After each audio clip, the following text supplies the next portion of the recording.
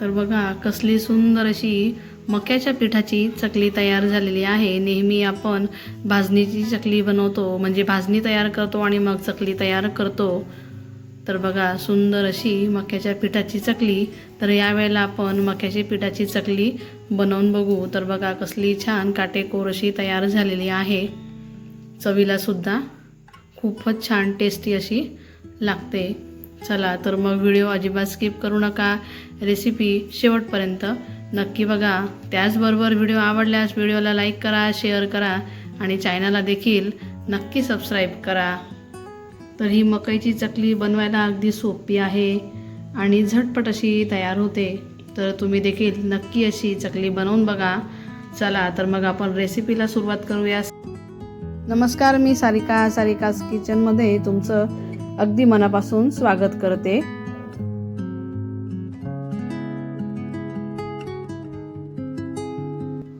तर मी इथे मक्याचं 2 कप पीठ घेतलेलं आहे।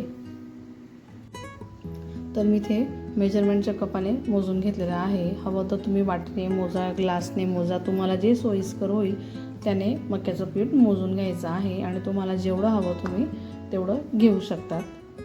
चला तर आता पुढची प्रोसिजर आपण बघूया की आता पुढे काय करायचं आहे ते। आता यात मी 2 कप पाणी टाकून घेते।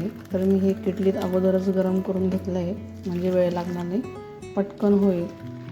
तर 2 कप जर पीठ घेतलं आहे तर 2 कप पाणी घ्या। मी जर वाटीने पीठ मोजलं असेल तर जेवढं वाटीने पीठ मोजलं आहे तेवढंच पाणी मोजून घ्या। आता यात टाकायची आहे हळद,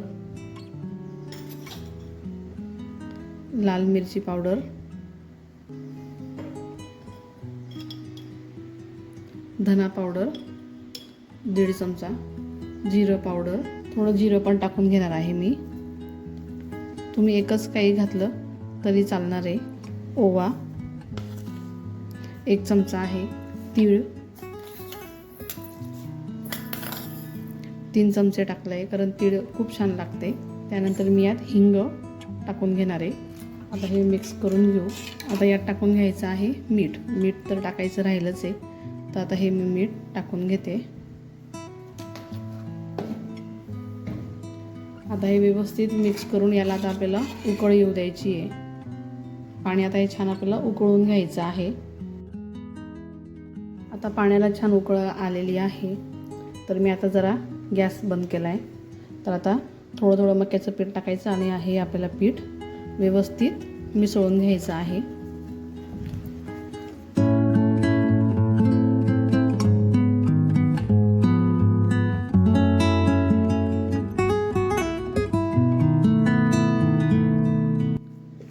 मक्याचं पीठ हे ग्लुटन फ्री असतं, तर याच्या चकल्या आहेत ना खूप छान चविष्ट अशा तयार होतात। तर बघा हे छान आपल्याला पीठ अशा पद्धतीने ना मिक्स करून घ्यायचं आहे व्यवस्थित।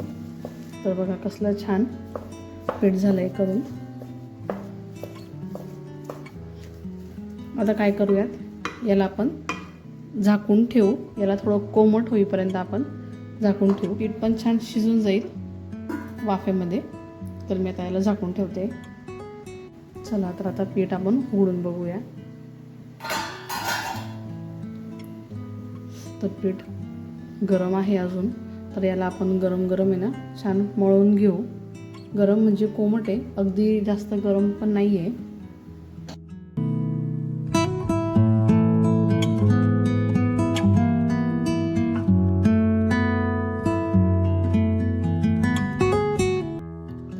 आता परातीत मी पीठ काढून घेतलेलं आहे। तर मी याच्याने छान त्याला ना मिक्स करून घेणार आहे, कारण ते तो कोमटपणे चटका पण नको लागायला, म्हणून तुम्ही वाटीने केलं तरी चालेल। तर मी याने करून घेते। आणि हो, पाणी उकळत असताना मी असे हे 2 चमचे तेल टाकलेलं आहे। तर चुकून ती व्हिडिओ कट झालेली आहे, त्यामुळे 2 चमचे तेल टाकून घ्यायचं आहे। तर बघा या अशा पद्धतीने आपल्याला छान मिक्स करून घ्यायचं आहे।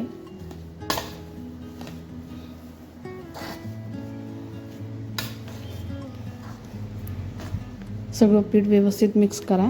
त्यात काही पिठाच्या गाठी राहायला नको, कोरड्या पिठाच्या, त्याच्यामुळे व्यवस्थितपणे आपल्याला हे मिक्स करून घ्यायचं आहे। बरं, मी बनवलेल्या रेसिपीज तुम्हाला कशा वाटतात तर प्लीज कमेंट करून नक्की सांगत चला. त्याचबरोबर व्हिडिओ आवडल्यास व्हिडिओला लाईक देखील करा आणि चॅनलवर जर नवीन असाल तर चॅनलला देखील नक्की सबस्क्राईब करा आणि व्हिडिओ कुठून बघतायत हेही मला कमेंट करून नक्की सांगा. तर आता याने झालं आहे मिक्स करून, तर आपण थोडंसं अजून हाताने छान त्याला मळून घेऊ, कारण हाताने मळून घेतलेल्या पिठाची सर ह्यात नाही, म्हणून मी आता हाताने छान मळून घेते. तर बघा मस्त असं पीठ तयार झालेलं आहे. तर मी याला थोडं आहे ना तेल लावून व्यवस्थित मळून घेते, म्हणजे छान एकसारखं होईल. हे बघा कसलं मस्त झालेलं आहे पीठ. तुम्हाला कळालंच असेल की कितपत सॉफ्ट आहे, कडकही नाही आणि जास्त नरमही नाही आहे. चला आता मी थोडं तेल टाकते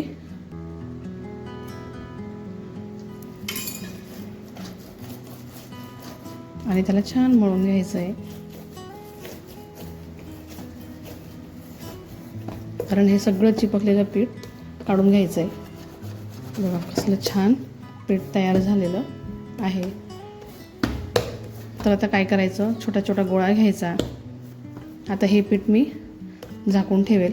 अगोदर तुम्हाला मी गोळा तयार करून दाखवते. दरवेळेला तुम्ही गोळा यातनं काढणार त्यावेळेला या अशा पद्धतीने मळायचं आणि छान त्याला असा रोल करायचा. आणि मी हा सुरा घेतलेला आहे, हा साचा घेतलेला आहे, यात आपल्याला हे टाकून घ्यायचं आहे. अशा पद्धतीने जेवढं मावेल तेवढं भरून घ्यायचं आहे.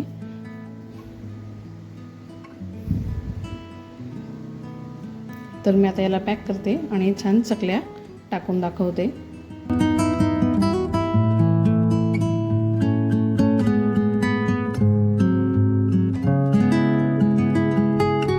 बघा आता पीठ झाकून झाले. आता मी चकल्या टाकून घेते.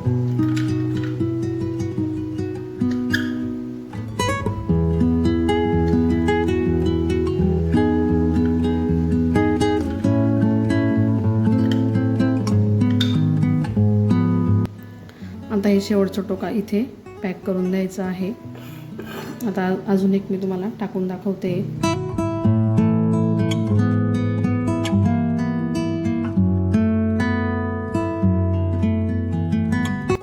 तर तुम्ही बघू शकतात की किती छान चकली पाडून झालेली आहे. त्याला कलरसुद्धा अगदी छान सुरेख असा आलेला आहे.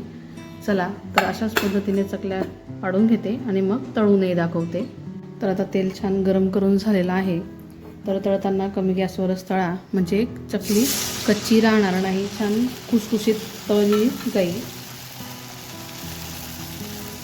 तर आता गॅस कमी आहे. बघा आता छान टाकून झालेलं आहे. त्या छान वर आल्या की मगच त्यांना पलटवायचं. आता चकल्या छान वर आलेल्या आहेत, तर त्यांना आता पलटवून घ्यायचं आहे. तळताना घाई करू नका, नाहीतर त्या कुरकुरीत तळून होणार नाही. आता मी गॅस फुल करून घेतलेला आहे.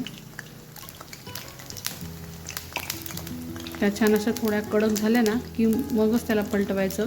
नरम जर असेल तर तिला पलटवू नका.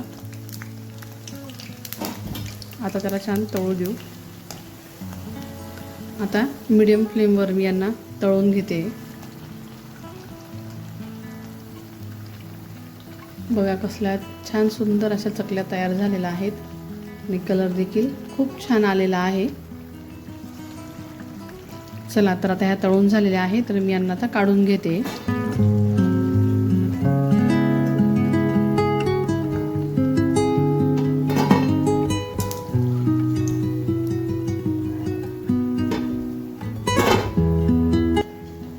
तर आवाजावरनं कळालं असेल की छान कुरकुरीत तयार झालेत. चला तर आता मी तुम्हाला अजून तळून दाखवते.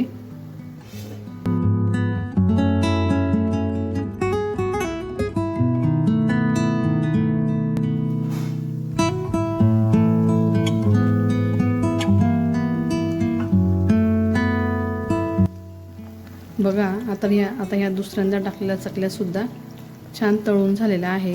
तुम्हाला आवाज याच्यातच ऐकवते. हे बघा येतोय की नाही.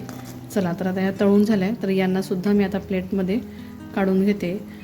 प्लेटमध्ये नाही काढत, गाळणीतच काढते, चाळणीमध्ये, म्हणजे छान त्यातलं आहे ना तेल निघून जाईल.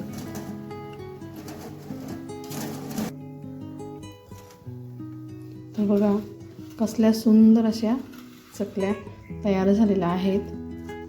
तर बघा किती छान चकली तयार झालेली आहे. छान मक्याची चकली तयार झालेली आहे. सुंदर असा त्याला कलर आलेला आहे. चवीला तर अगदी भन्नाट अशा लागतात. तर ही मकईची चकली बनवायला अगदी सोपी आहे आणि झटपट अशी तयार होते. तर तुम्ही देखील नक्की अशी चकली बनवून बघा. भेटूया पुढच्या अशाच एका नवीन रेसिपीसोबत. तोपर्यंत धन्यवाद.